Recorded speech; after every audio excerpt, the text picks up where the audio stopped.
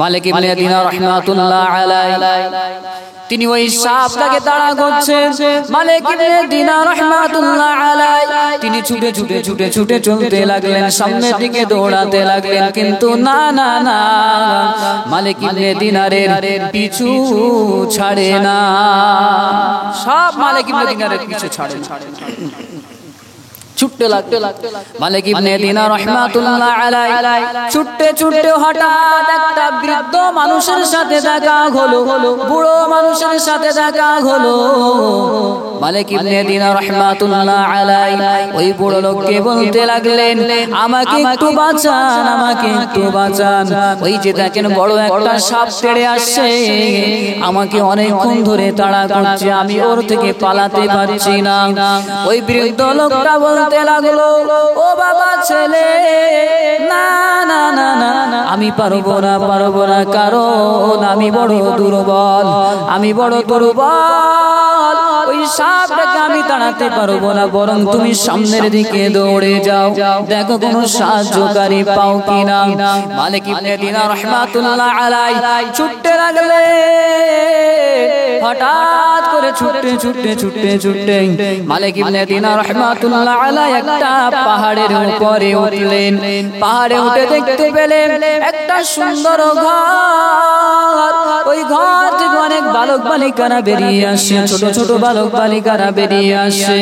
হঠাৎ করে নজর পড়ে গেল ওই ঘর থেকে মালিক ইবনে দিনারের ওই বাচ্চা মেয়েটাও বেরিয়ে আসে। মালিক ইবনে দিনার মেয়েকে দেখে ছুটে গেলেন মেয়ের কাছে, মা দেখো দেখো সাপ তেড়ে আসছে আমার দিকে, অনেকক্ষণ ধরে আমাকে তাড়া করছে, আমার পিছু ছাড়ছে না, তুমি একটা ব্যবস্থা করো মা, আমাকে বাঁচাও। বলার সাথে সাথে মালিক ইবনে দিনার রাহমাতুল্লাহ আলাইহির কন্যা ছোট্ট একটা পাথর ছুঁড়ে মারলেন সাপের দিকে, ঘুরতেই সাপটা পালিয়ে গেল। মালিক ইবনে দিনার রাহমাতুল্লাহ আলাইহি তার মেয়েকে বলতে লাগলেন, মা আমি সে কখন থেকে চেষ্টা করছি, পালিয়ে পালিয়ে বেড়াচ্ছি, কিন্তু না না না, এই সাপ থেকে আমি পালাতে পারছিলাম না। তুমি ছোট্ট একটা ঢিল মারলে, ছোট্ট একটা পাথর ছুঁড়লেই সাপটা মুহূর্তে চলে গেল। মা ব্যাপারটা কি আমাকে একটু খুলে বলো। ওই কন্যা সন্তানটা বলতে লাগলেন, আব্বা দুনিয়ার জমিনে আপনি এত পাপ কাজ করেছেন, এত অন্যায় কাজ করেছেন, ওই সাপটা হলো আপনার সমস্ত অন্যায় পাপ। আর আপনি আস্তে আস্তে একটা দুর্বল মানুষের সাথে, বৃদ্ধা মানুষের সাথে দেখা হয়েছিল। আব্বা জান ওই দুর্বল মানুষটা, ওই বৃদ্ধ মানুষটা হলো আপনার একটা নেক আমল। আপনার নেক আমলটা আপনার পাপের তুলনায় এত দুর্বল, এতই দুর্বল, আপনাকে কোনো সাহায্য করতে পারেনি। ওই যে সাপ নামক পাপকে আপনার তাড়াতে পারেনি। আব্বা জান ওটা হলো আপনার দুনিয়ার জমিনের পাপ। ও আব্বা জান আপনি পাপ কাজ ছেড়ে দেন, আপনি পাপ ছেড়ে দেন। এই বলে মালিক ইবনে দিনার রাহমাতুল্লাহ আলাইহি কোলে বসলেন মেয়ে, আর মুখে হাত বোলায়, দাড়িতে হাত বোলায়, আর বলতে লাগলেন, আলাম ইয়ানি লিল্লাযিনা আমানু আন তাখশা কুলুবুহুম লিযিকরিল্লাহ। আব্বা এখনো কি সময় আসে? আল্লাহর ভয়ে আল্লাহর দিকে ফেরার সময় কি এখন আসেনি? এটা দেখার পরে হঠাৎ ঘুম ভেঙে গেল মালিক ইবনে দিনার রাহমাতুল্লাহ। কি ঘুম ভাঙার পরে চিন্তা করছেন, তাই তো কি দেখলাম আমি, দুনিয়ার জমিনে আমি এত পাপ করেছি যে আমার পাপ এত পাপ যে আমার নেক আমল এতই দুর্বল, আমার পাপটাকে তাড়াতে পারলো না। কিয়ামতের ময়দানে আমার অবস্থা কি হবে? এই এতটুকু চিন্তা ভাবনা, এই ঘুম ভেঙে চিন্তা ভাবনা শুরু করে দিলেন মালিক ইবনে দিনার রাহমাতুল্লাহ আলাইহি। তওবা করলেন, মদ খাওয়া, মদ পান করা ছেড়ে দিলেন। মদ পান করা ছেড়ে দিয়ে ইবাদত বান্দেগি করতে করতে এমন ইবাদত বান্দেগি করলেন আল্লাহ পাকের বড় ওলি হয়ে গেল। জোরে বলেন না সুবহানাল্লাহ। একটু চিন্তা ভাবনা, একটু যদি আমরা চিন্তা ভাবনা করি, হয়তো আমাদের পরিবর্তন সম্ভব। পরিবর্তন সম্ভব। একটু চিন্তা করতে হবে যে ৬০-৭০ বছর ১০০ বছরের জিন্দেগি পার করে আমরা আর একটা জিন্দেগিতে পদার্পণ করব, সেটা হলো অনন্তকাল, যার কোনো শেষ নেই, চিরস্থায়ী। চিরস্থায়ী একটা হাদিস পাঠ করেছি, আল্লাহ রাসূল বলে আল কবরু রাউযাতুম মির রিয়াজিল জান্নাহ, কবর হলো জান্নাতের বাগান সমূহের মধ্য থেকে একটা বাগান, আও হুফরাতুম মিন হুফারিন নার, অথবা জাহান্নামের আগুনের গর্ত সমূহের মধ্য থেকে একটা গর্ত। যদি নেক আমল থাকে তাহলে কবর হবে আমার আপনার জন্য জান্নাতের বাগান, আর যদি নেক আমল না থাকে তাহলে কবর হবে আমার আপনার জন্য জাহান্নামের গর্ত, জাহান্নামের গর্ত। এতটুকুই যদি আমরা চিন্তা ভাবনা করি, আরে কবরে কি আমাদের উপায় হবে, এতটুকুই চিন্তা যদি আমরা করি, হয়তো আমাদের পরিবর্তন হওয়া সম্ভব। শুধু তাই না, কিতাবের মধ্যে আরো এসেছে ফুযাইল ইবনে আয়াজ রাহমাতুল্লাহ আলাইহি প্রথম জীবনে তিনি ছিল মস্ত বড় একটা ডাকাত, মস্ত বড় একটা ডাকাত। তার কাজ ছিল সারা রাত লুটপাট করবে, মরুভূমির পথ দিয়ে যে কাফেলাটাই যাক না কেন ফুযাইল ইবনে আয়াজ ওই কাফেলা লুটপাট করে নিত। এমন করে যেতে যেতে ফুযাইল ইবনে আয়াজ একটা মেয়ের প্রেমে আসক্ত ছিল। ওই মেয়েটার সাথে একদিন দেখা করতে যাচ্ছে, একটা টিলার উপরে উঠেছে। হঠাৎ করে ফুযাইল ইবনে আয়াজ রাহমাতুল্লাহ আলাইহির কানে একটা কোরআন তেলাওয়াতের আওয়াজ ভেসে আসলো। ফুযাইল ইবনে আয়াজ রাহমাতুল্লাহ আলাইহি ভালো করে কান পেতে শুনতে লাগলেন, আয়াতটা তিনি শুনতে লাগলেন। একজন পাঠ করছিল, তেলাওয়াত করছিল কোরআন শরীফের আয়াত, আলাম ইয়ানি লিল্লাযিনা আমানু আন তাখশা কুলুবুহুম লিযিকরিল্লাহ। এই আয়াতটা ফুযাইল ইবনে আয়াজ রাহমাতুল্লাহ আলাইহির কানে আসে। আয়াতের অর্থ হলো যে এখনো কি সময় আসেনি আল্লাহর ভয়ে আল্লাহর দিকে ধাবিত হওয়ার, আল্লাহর ইবাদত বندگی করার সময় কি এখনো আসেনি? ব্যাস এই আয়াতটা যখনই ফুযাইল ইবনে আয়াজের কানে আসলো, তিনি ওখান থেকে সরে আসলেন। আল্লাহ, তাই তো আমার সময় এসে গেছে মালিক, মালিক আমার সময় এসে গেছে মালিক। তওবা করলেন, তওবা করে ইবাদত বندگی করতে লাগলেন। এমন ইবাদত বندگی করলেন আল্লাহ পাকে ওলি হয়ে গেল। জোরে বলেন না, একটুখানি চিন্তা ভাবনায় পরিবর্তন। ফুযাইল ইবনে আয়াজ তিনি এত বড় ডাকাত ছিলেন, কিতাবের মধ্যে এসেছে যে উনি যে পথে থাকতেন ওই পথ দিয়ে মানুষ রাতে চলাচল করতেন, সব লুটপাট করে নিত। কিতাবের মধ্যে এসেছে যে একটা কাফেলা এই ফুযাইল ইবনে আয়াজ তওবা করার পরে একটা কাফেলা তারা যাচ্ছিল মরুভূমি দিয়ে, তারা যেতে যেতে থমকে দাঁড়ালো আর বলতে লাগলো, এক রাতে কেউ যেও না, ফুযাইল ইবনে আয়াজ আছে, ও সব আমাদের লুটপাট করে নেবে। ফুযাইল ইবনে আয়াজ ওই মরুভূমির পাশে নির্জন এক জায়গায় ইবাদত বندگی করছিল। এই কথাটা ফুযাইল ইবনে আয়াজের কানে গেল। তিনি এসে বললেন, ভাই না, যাও তোমরা নিশ্চিন্তায় চলে যাও, নির্ভয়ে চলে যাও। ফুযাইল ইবনে আয়াজের ভয় নেই, কারণ ফুযাইল ইবনে আয়াজ, আমি তওবা করেছি, আমি আর লুটপাট করব না, তোমরা নির্ভয়ে চলে যাও। একটু চিন্তা ভাবনা, ওই যে আয়াতটা শুনে ওই অন্তরে যে আল্লাহর একটু ভয় পয়দা হলো, ওতেই পরিবর্তন হয়ে গেল।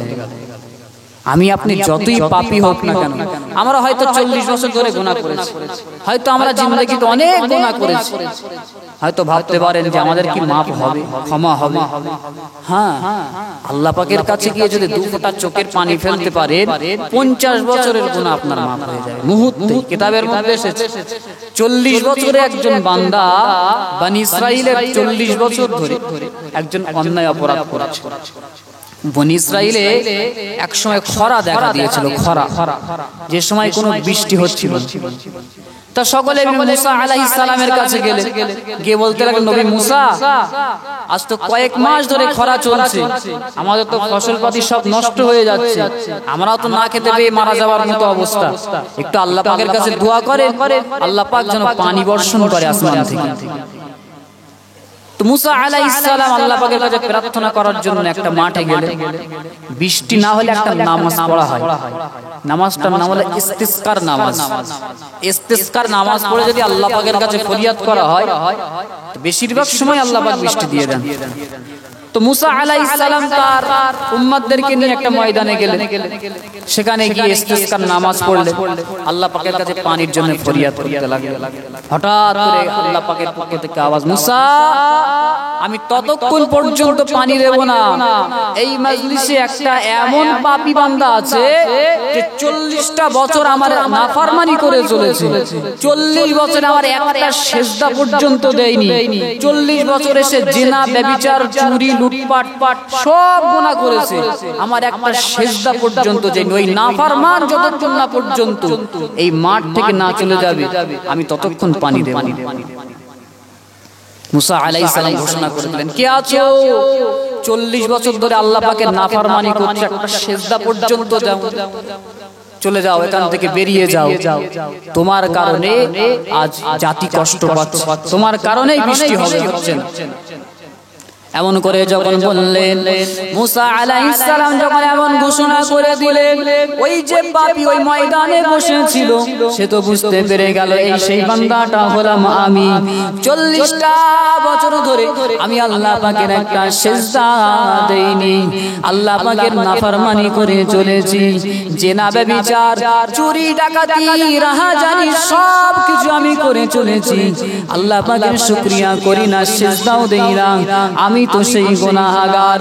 এই বলে বান্দাটা মাথাটা নিচু করে আল্লাহ পাকের দরবারে ফরিয়াদ করতে লাগলেন, ও রব্বুল আলামিন আল্লাহ 40টা বছর ধরে আপনার নাফরমানি করে চলেছি, 40টা বছর কথা আসলে বলছিস কেন রে,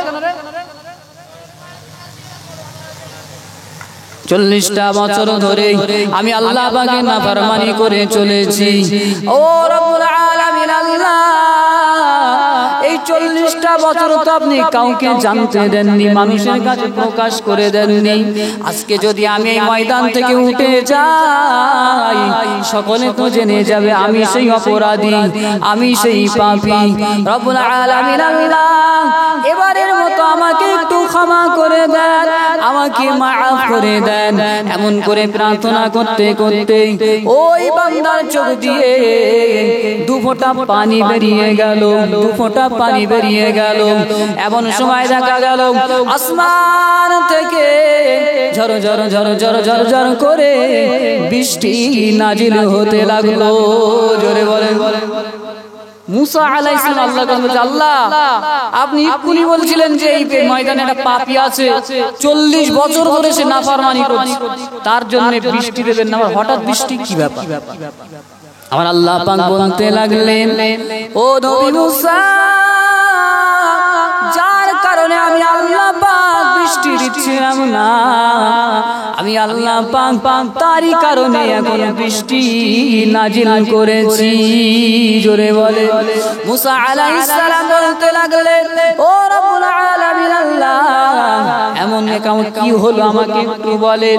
মুসা আলাইহিস সালাম আল্লাহ পাকের কাছে যখন জানতে চাইলেন, আল্লাহ পাক বলতে লাগলেন, ও নবী মুসা আমার ওই 40 বছরের গুনাহগার বান্দা, 40 বছরের নাফরমান বান্দা আমার কাছে অনুতপ্ত হয়ে আমার কাছে তওবা করেছে, ওর চোখ দিয়ে 2 ফোঁটা পানি বেরিয়েছে, আমি আল্লাহ পাক সহ্য করতে পারি না, আমি আল্লাহ তো বড় দয়াময়, আমি আল্লাহ তো বড় দয়াময় মেহেরবান রহমান, আমি আল্লাহ পাক ওই 1 ফোঁটা 2 ফোঁটা চোখের পানির বিনিময়ে ওই বান্দার জীবনের গুনাহটাকে মাফ করে দিয়ে আমি আল্লাহর উপর খুশি হয়ে আমি আল্লাহ বৃষ্টি নাজিল করেছি। মুসা আলাইহিস সালাম বলছে, আল্লাহ বান্দাটা কি আমাকে একটু দেখান, আমাকে একটু দেখান তো বান্দাটা কে। আল্লাহ পাক বলতে লাগলেন, ও নবী মুসা না না না ওই বান্দাটা 40 বছর ধরে আমার নাফরমানি করেছে, আমি আল্লাহ পাক কাউকে জানতে দেইনি, কাউকে জানতে দেইনি, ওই বান্দা তো এখন তওবা করে আমার কাছে তওবা করে ফিরে এসেছে, আমি ওই বান্দাকে আজ কারোর মাঝে চেনাতে চাই না, ওই বান্দাকে আমি চিহ্নিত করতে চাই না। 40 বছর ধরে নাফরমানি করেছে, 2 ফোঁটা চোখের পানি ফেলেছে, আল্লাহ পাক ক্ষমা করে দিয়েছে। আল্লাহ পাক এরকম এমনই দয়াবান আল্লাহ। হাদিস পাকের মধ্যে এসেছে যে আল্লাহ পাক 100 ভাগ রহমতে, 100 ভাগ রহমতের 1 ভাগ এই তামাম কুল কায়নাতের মধ্যে বেটে দিয়েছেন। 1 ভাগ মানুষ, জিন, ইনসান, গরু, ছাগল, বাঘ, হিংস্র জন্তু জানোয়ার থেকে শুরু করে মুরগি, আপনার সবার মধ্যে 1 ভাগ থেকে সকলের মাঝে বন্টন করে দিয়েছে। তাই মা সন্তানকে এত ভালোবাসে। বনের হিংস্র পশুরা পর্যন্ত তাদের সন্তানদের ধারে পাশে কাউকে যেতে দেয় না, এটা মহব্বত। ওই 1 ভাগ থেকে আল্লাহ পাক বন্টন করে দিয়েছে, আর বাদ বাকি 99 ভাগ আমার আল্লাহর কাছে। জোরে বল। যদি এমন অবস্থা হয় যে কখনো কখনো আমাদের উপরে রাগ করে আমাদের পিতা মাতাও যদি তাড়িয়ে দেয়, তবুও আমার আল্লাহ পাকের রহমতের দরজা তখনও খোলা থাকে। জোরে বল। বান্দা যখনই তওবা করবে, যদি একবার অনুতপ্ত হয়ে আল্লাহ পাকের কাছে ফিরে আসতে পারে, আমার আল্লাহ পাক তাকে রহমতের কোলে তাকে জড়িয়ে ধরেন। জোরে বলেন। এমন করে যদি আমি আপনাদেরকে শুধু দৃষ্টান্ত দেই, আপনারা অবাক হয়ে যাবেন। হাবিবে আজমি রাহমাতুল্লাহ আলাইহির কথা তো শুনেছেন। তিনি ছিলেন তো মস্ত বড় সুদখোর, মানে ওই জামানার সবথেকে বড় সুদখোর হাবিবে আজমি রাহমাতুল্লাহ আলাইহি। তিনি একদিন একজনের বাড়িতে গেলেন সুদের টাকা আনতে। সুদের টাকা আনতে গেলে গিয়ে দেখেন যে ঘরওয়ালা বাড়ি নেই, মানে পুরুষ মানুষ বাড়ি নেই, তার স্ত্রী বাড়ি আছে। আর হাবিবে আজমের অভ্যাস ছিল, কিতাবের মধ্যে এসেছে যে তার অভ্যাস ছিল যতক্ষণ না পর্যন্ত ওই পাওনাদার তার সুদ না দেবে, টাকা না দেবে, ততক্ষণ পর্যন্ত তার বাড়ি ছাড়বে না, চুপচাপ ওর বাড়ি বসে। তো ওই বাড়িওয়ালার স্ত্রী বলতে লাগলেন, আমাদের তো বাড়িওয়ালা বাড়ি নেই, তো আমরা আজকে একটা ছাগল জবাই করেছিলাম, তার মাথাটা আছে, মাথাটা সুদ হিসেবে নিয়ে যান। তো হাবিবে আজমি রাহমাতুল্লাহ আলাইহি তিনি সেটাই গ্রহণ করলেন, সুদ হিসেবে ছাগলের মাথাটা নিয়ে বাড়ি চলে আসলেন। বাড়ি এসে বিবিকে বলছে, রান্না করো ভালো করে, আমি গোসল করে এসে খাবো। তা বিবি বলছে, ঘরে তো জ্বালানির মতো কিছু নেই, কাঠ নেই, কিছু কাঠ তো আনতে হবে, জ্বালানি আনতে হবে। ঠিক আছে, দাঁড়াও, অপেক্ষা করো, আমি আনছি। আর একজনের কাছে সুদ হিসাবে কিছু কাঠ নিয়ে আসি, সুদের কাঠ, সুদের মাথা রান্না। হাবিবে আজমি রাহমাতুল্লাহ আলাইহি তিনি বিবিকে বলতে লাগলেন, ও আমার বিবি, তুমি সুন্দর করে রান্না করো, আমি গোসল করতে যাচ্ছি, গোসল করে এসে খাবো। বিবি যখন রান্না করলেন, এদিকে হাবিবে আজমি গোসল করে চলে আসলেন, খাবার সময় বসে পড়লেন। এমন সময় তার বিবি রান্নাঘর থেকে আওয়াজ দেয়, স্বামী গো, কি আশ্চর্য ঘটনা ঘটে গেল। ও আমার স্বামী, আমি যা রান্না করেছিলাম সব কিছু রক্তে পরিণত হয়ে গিয়েছে, সব রক্ত হয়ে গিয়েছে। বিবি স্বামীকে বলছে, হাবিবে আজমিকে বলছে, আপনার এই বদবখতির কারণে, আপনার এই সুদের মাল গ্রহণ করার কারণে, সুদ খাওয়ার কারণে আজ এই অবস্থা। আমি আপনাকে বারবার বলি, আপনি সুদ খাওয়া ছেড়ে দেন, সুদ নেওয়া ছেড়ে দেন, অন্যায় অপরাধ আল্লাহ পাক সহ্য করবেন না। আপনার এই বদবখতির কারণে আজ এই অবস্থা। হাবিবে আজমিও চিন্তা ভাবনা করতে লাগলেন, তাই তো সত্যি তো, সুদ তো অনেক খারাপ জিনিস, সুদের মাল রক্ত হয়ে গেল, না আমি আর সুদ খাবো না, আমি আর সুদ খাবো না, আল্লাহ পাকের নাফরমানি করব। এই বলে হাবিবে আজমি রাস্তায় বেরিয়ে পড়লেন। যাদের কাছে পাওনা ছিল, টাকা ধার দেওয়া ছিল, তাদেরকে জানাবেন যে আমি আর সুদ নেব না। হাবিবে আজমি রাহমাতুল্লাহ আলাইহি তিনি রাস্তা দিয়ে চলতে লাগলেন। রাস্তা দিয়ে চলতে চলতে এমন এক জায়গায় গিয়ে পৌঁছালেন, সেখানে অনেক বালকেরা খেলাধুলা করছিল। বালকেরা হাবিবে আজমিকে দেখে বলতে লাগলো, পালা পালা পালা, এ আমার সাথী ভাইরা সকলে পালিয়ে চল, ওই দেখ বড় শুধু খোর আসছে, শুধু খোর হাবিবে আজমি আসছে। ওই শুধু খোরের পায়ের ধুলা যদি আমাদের গায়ে লেগে যায়, আমাদের শরীরটা নাপাক হয়ে যাবে। পালা পালা পালা, শুধু খোরের নিঃশ্বাসও যেন আমাদের গায়ে না লাগে। বাচ্চারা দূরে সরে গেলেন। হাবিবে আজমি রাহমাতুল্লাহ আলাইহি তিনি চিন্তা ভাবনা করতে লাগলেন, আল্লাহ আমি এত বড় গুনাহগার, এত বড় অন্যায়ের কাজ করি যে বাচ্চারা পর্যন্ত আমাকে দেখে ঘৃণা করে। না না না না, আমি আর এই গুনাহ করব না, করব না। আমি শুধু খাওয়া একেবারে ছেড়ে দেব। হাবিবে আজমি রাহমাতুল্লাহ আলাইহি এই চিন্তা ভাবনা করতে করতে করতে করতে পথ দিয়ে চলতে লাগলেন। না আমি আর এত এই বাচ্চারা পর্যন্ত আমাকে ঘৃণা করছে। হাবিবে আজমি রাহমাতুল্লাহ আলাইহি তিনি পথ দিয়ে চললেন। হঠাৎ করে একটা মানুষের সাথে দেখা, ওই লোকটা হাবিবে আজমিকে থেকে পালিয়ে যাচ্ছে। কারণ হাবিবে আজমির থেকে ও টাকা নিয়েছিল, সুদ দিতে হবে, ভয়ে পালিয়ে যাচ্ছে। হাবিবে আজমি তাকে ডাকে, পালিও না, এদিকে এসো, আমার আর সুদ দিতে হবে না, আমি তওবা করেছি, তওবা করছি আল্লাহ পাকের কাছে যে আমি আর সুদ নেব না, সুদ নেব না। এই বলে হাবিবে আজমি তওবা করলেন। হাবিবে আজমি রাহমাতুল্লাহ আলাইহি তিনি তওবা করলেন। তওবা করে এবারে ফিরে আসেন, আল্লাহ পাকের কাছে অনুতপ্ত হয়ে অনুশোচনা করতে লাগলেন। এমন করে বালকেরা যেখানে খেলাধুলা করছিল, হাবিবে আজমি আবার সেখানে পৌঁছে গেল। হাবিবে আজমির এই তওবার কথা চারিদিকে প্রচার হয়ে গেল, চারিদিকে রটে গেল যে মস্ত বড় শুধু হাবিবে আজমি সে আর শুধু খাবে না, তওবা করেছে, চারিদিকে খবর হয়ে গেল। এমন করে হাবিবে আজমি আবার রাস্তা দিয়ে হেঁটে হেঁটে আসছেন। ওই বালকেরা দেখে বলতে লাগলেন, এ আমার সাথী ভাইয়েরা, সকলে থেমে যাও, সকলে সরে যাও, ওই দেখো হাবিবে আজমি আসছে। হাবিবে আজমি এখন আল্লাহ পাকের কাছে তওবা করেছে, আর শুধু নেবে না, শুধু গ্রহণ করবে না। ও সাথী ভাইয়েরা, আমাদের পায়ের ধুলা যেন হাবিবে আজমির গায়ে না লেগে যায়। যদি হাবিবে আজমির গায়ে আমাদের পায়ের ধুলা লেগে যায়, তাহলে বড় বেয়াদবি হয়ে যাবে। সকলে আস্তে আস্তে সরে চলো।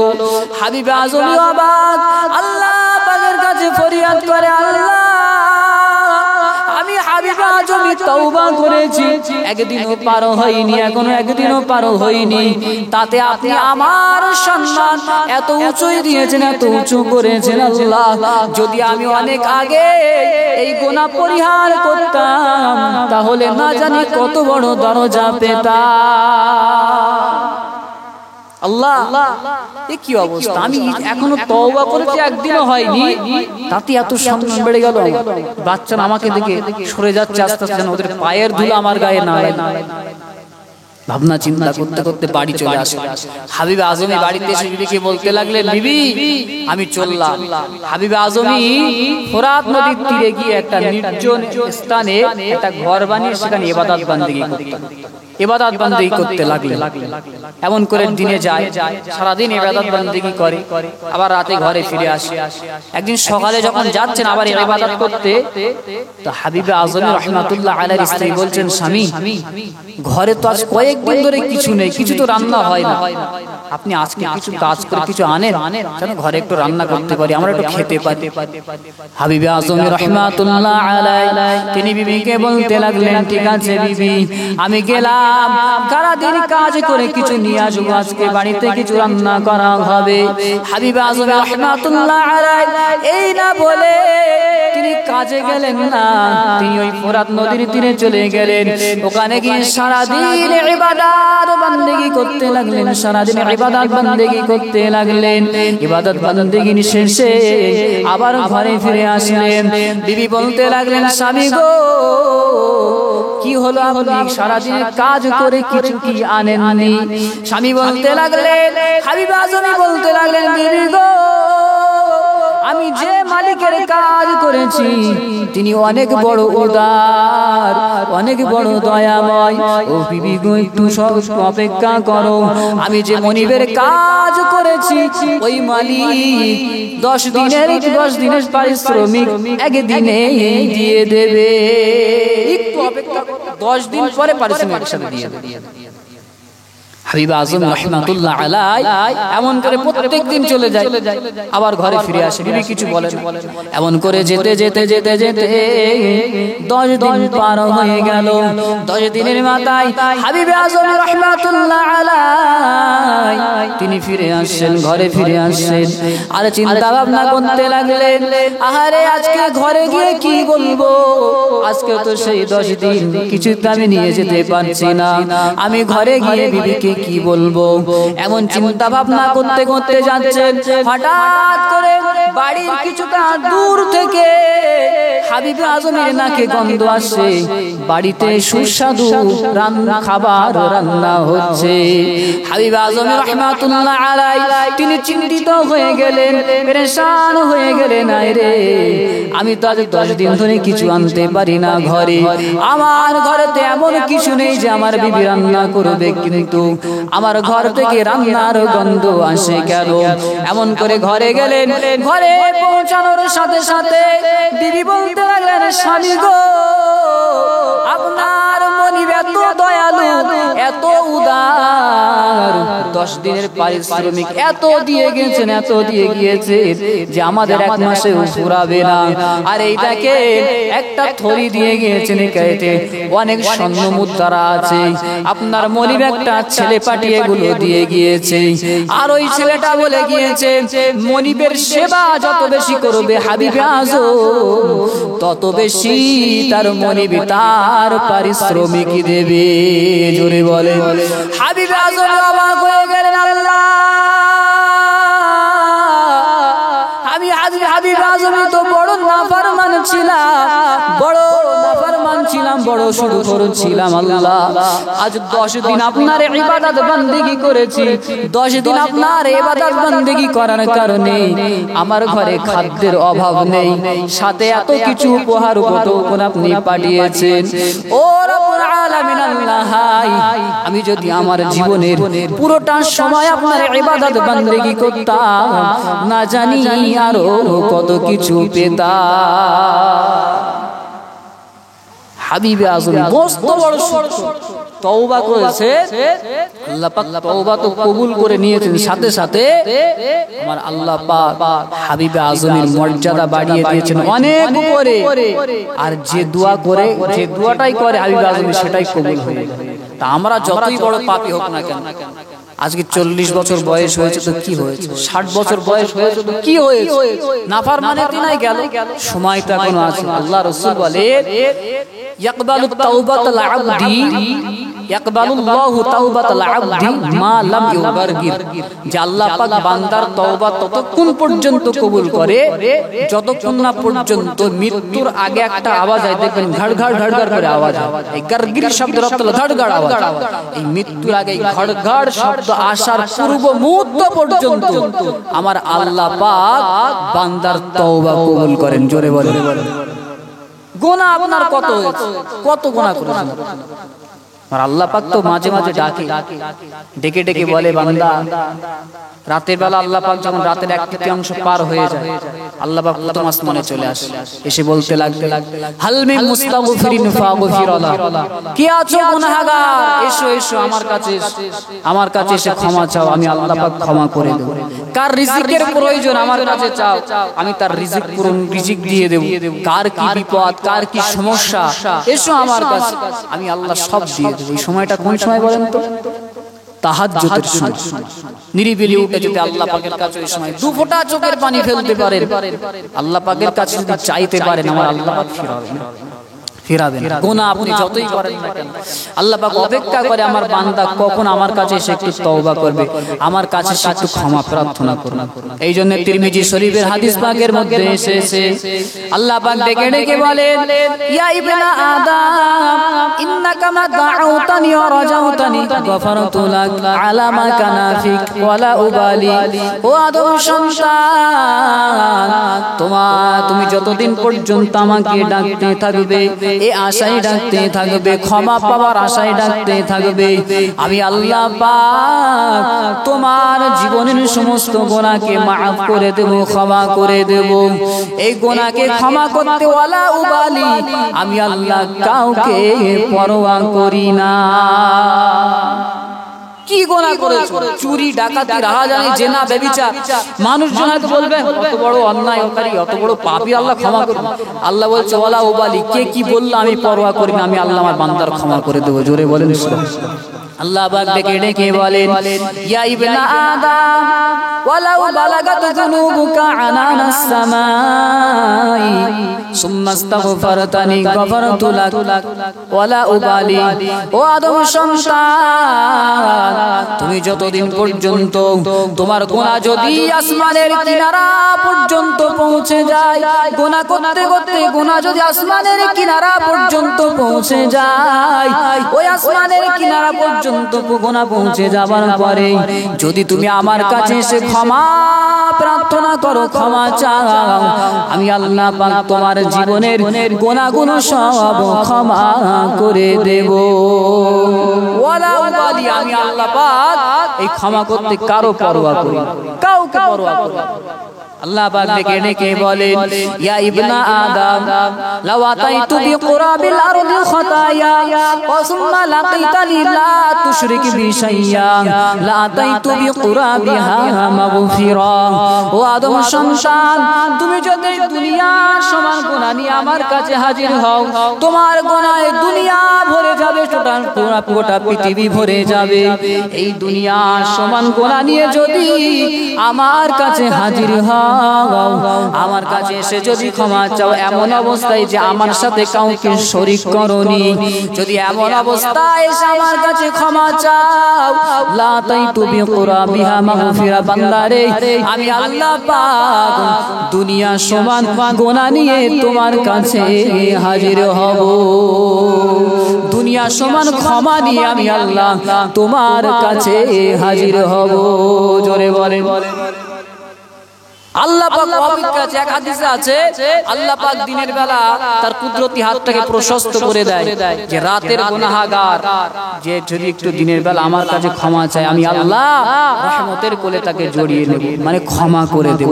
আল্লাহ পাক রাতের বেলা তার কুদরতি হাতটা প্রশস্ত করে দেয়, যে সারা দিন আমার বান্দা চলতে ফিরতে অনেক গুনাহ করে ফেলেছে, ওই গুনাহগার যদি আমার কাছে এসে ক্ষমা চায়, আমি আল্লাহ পাক তার জীবনের গুনাহটাকে ক্ষমা করে দেব। জোরে বলে আল্লাহ পাক ক্ষমা করার জন্যই বসে আছে। আমরা দুনিয়ায় চলতে গেলে তো আমাদের গুনাহ হবে। আল্লাহ রাসূল বলেন, কুল্লু বনি আদম খাত্তাউন খায়রুল খাত্তাইনা তাওয়াবুন, প্রত্যেক বনি আদম গুনাহগার, প্রত্যেকেই গুনাহগার। এই গুনাহগারদের মধ্যে তারাই উত্তম যারা আল্লাহ পাকের কাছে তওবা করে। এই তওবাকারীরাই আল্লাহ পাকের কাছে সবথেকে উত্তম। গুনাহ আমাদের হয়ে যাবে, কিন্তু আমাদের তওবা করতে হবে। গুনাহ আমরা করব, এটা স্বাভাবিক। হাদিস পাকের মধ্যে এসেছে যদি আমরা গুনাহ না করতাম, আল্লাহ রাসূল বলছেন যদি তোমরা গুনাহ না করতে তো আল্লাহ পাক লা যাহাবাল্লাহু বিকুম, আল্লাহ পাক তোমাদেরকে ধ্বংস করে দিত। যদি তোমরা গুনাহ না করতে তো আল্লাহ পাক তোমাদের ধ্বংস করে দিত।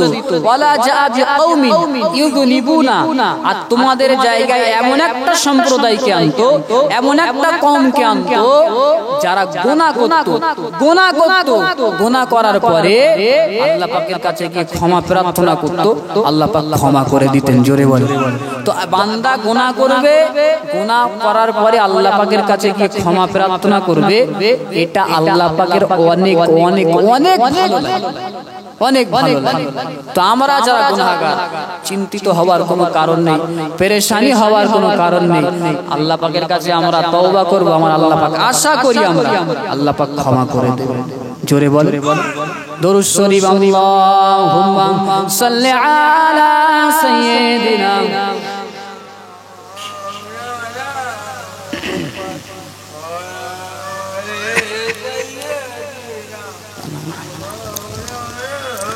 পৃথিবী না জানুক আমি তো জানি আমি কি পাপ করেছি আমার পাপের করলে বিচার বাঁচার আমার নাই উপায় দয়াময় তুমি মাফ করো আমার মাফ করো আমার মাফ করো আমার মাফ করো আমার জেনে না জেনে কত যে আমি করেছি পাপ কতবার যে করেছি তওবা কতবার অনুতাপ জেনে না জেনে কত যে আমি করেছি পাপ কতবার যে করেছি তওবা কতবার অনুতাপ দুদিনে আবার সব ভুলে গিয়ে দুদিনে আবার সব ভুলে গিয়ে মজে গেছি দুনিয়ায় মাফ করো আমায় মাফ করো আমায় পৃথিবী না জানুক আমি তো জানি আমি কি পাপ করেছি আমার পাপের করলে বিচার বাঁচার আমার নাই উপায় দয়াময় তুমি মাফ করো আমায় মাফ করো আমায় আমার পাপের নাই সীমানায় তুমি মেহেরবান তুমি রহিম তুমি রহমান তুমি দয়াবান আমার পাপের নাই সীমানায় তুমি মেহেরবান তুমি রহিম তুমি রহমান তুমি দয়াবান আমায় তুমি করো গো মাফ আমার তুমি করো গো মাফ এ গুনাহগার এ শুধু চাই দয়াময় তুমি মাফ করো আমায় মাফ করো আমায় পৃথিবী না জানুক আমি তো জানি আমি কি পাপ করেছি আমার পাপের করলে বিচার বাঁচার আমার নাই উপায় দয়াময় তুমি মাফ করো আমায় মাফ করো আমায় আল্লাহুম্মা সাল্লি আলা সাইয়্যিদিনা ওয়া আলা আলি সাইয়্যিদিনা যে কথা বলছি জিন্দেগিতে আমাদের যতই গুনাহ হোক না কেন, যতই পাপী আমরা হই না কেন, একটু আল্লাহ পাকের কাছে এসে যদি আমরা অনুনয় বিনয় করি, আল্লাহ পাকের কাছে যদি ক্ষমা ভিক্ষা চাই, আমার আল্লাহ পাক বান্দাকে ক্ষমা করে দেন। এক আয়াতে তো আল্লাহ পাক বলেন, লা তাকনাতু মির রাহমাতিল্লাহ, বান্দা আমার রহমত থেকে তোরা নিরাশ হয়ে যাস না, নিরাশ হয়ে যাস। দেখেন কত বড় বড় গুনাহগার, মদ পানকারী, সুদখোর, জিনাখোর, জিনাকার, সে তো তওবা করেছে, আমার আল্লাহ পাক শুধু ক্ষমাই করে দেননি, বরঞ্চ তাদেরকে, তাদের মর্যাদাকে আল্লাহ পাক অনেক উঁচু করে দিয়েছেন। আল্লাহ তাদেরকে ওলি হিসাবে কবুল করেছেন। জোরে বলে। শুধু তাই না, কিতাবের মধ্যে আরো এসেছে, বিশর হাফি রাহমাতুল্লাহ আলাইহি, তিনি ছিলেন বড় মস্ত বড় শরাবখোর, মদখোর। ও বিশর হাফি একদিন মদ পান করে তিনি ঘরে ফিরছিলেন, ঘরে আসছিলেন, হঠাৎ রাস্তায় আস্তে আস্তে একটা কাগজ পড়েছিল, কাগজের টুকরা, ওই কাগজের টুকরাটা তুলে বিশর হাফি দেখলেন ওই কাগজে লেখা আছে বিসমিল্লাহির রহমানির রহিম। বিশর হাফি রাহমাতুল্লাহ আলাইহি তিনি ওই কাগজের টুকরাটা দেখে আল্লাহর নাম লেখা আছে দেখে সাথে সাথে বুকে জড়ালেন, চুমা খেলেন, বাড়িতে নিয়ে গেলেন, সম্মানের সাথে সেটাকে পরিষ্কার করে বিশর হাফি আতর লাগালেন, আতর লাগিয়ে বিশর হাফি ওটাকে একটা উঁচু জায়গায় রেখে দিলেন। আল্লাহর নাম বেয়াদবি হয়ে যাবে, ওই জন্য উঁচু স্থানে রেখে দিলেন। হঠাৎ করে বিশর হাফি এমন কাজ করার পরে ওই জামানার বুজুর্গ ব্যক্তি, আল্লাহ পাকের ওলি বান্দা, তিনি স্বপ্নে দেখতে লাগলেন, আল্লাহ পাক ওই বান্দাকে স্বপ্নে দেখাচ্ছে, যাও যাও যাও, চলে যাও, আমার বিশর হাফির কাছে চলে যাও, গিয়ে সুসংবাদ দাও, বিশর হাফি আমার নামটাকে যাব উঁচু জায়গায় রেখেছে, তাজিম করেছে, সম্মান করেছে। আমি আল্লাহ পাক বিশর হাফির জীবনের গুনাহগুলো মাফ করে তার কলবটাকে পরিষ্কার করে পবিত্র করে আমি আল্লাহ পাক তাকে সম্মানের জায়গায় রাখতে চাই। যাও চলে যাও, এই সুসংবাদটাকে দিয়ে দাও। আল্লাহ পাকের ওলি বান্দা যখন স্বপ্ন দেখলে তিনি ঘুম ভেঙে যাওয়ার পরে মনে মনে ভাবতে লাগলেন, নিয়ে তো বিশর হাফির সম্পর্কে দেখেছি, যেই জামানার বড় মদখোর। তিনি এবার ভাবতে লাগলেন যে স্বপ্ন সঠিক, এই বলে তিনি করে 2 রাকাত নামাজ পড়ে আবার ঘুমিয়ে গেলেন। বিশর হাফি রাহমাতুল্লাহ আলাইহি এই স্বপ্নটা ওই আল্লাহর ওলি বান্দা আবার দেখলেন, এমন করে 3 বার দেখলেন। দেখার পরে তিনি ভাবতে লাগলেন, হয়তো আল্লাহ পাক বিশর হাফিকে কবুল করেছেন। আল্লাহ পাকের ওলি বান্দা তিনি উঠে চলে আসলেন, বিশর হাফির বাড়িতে চলে আসলেন।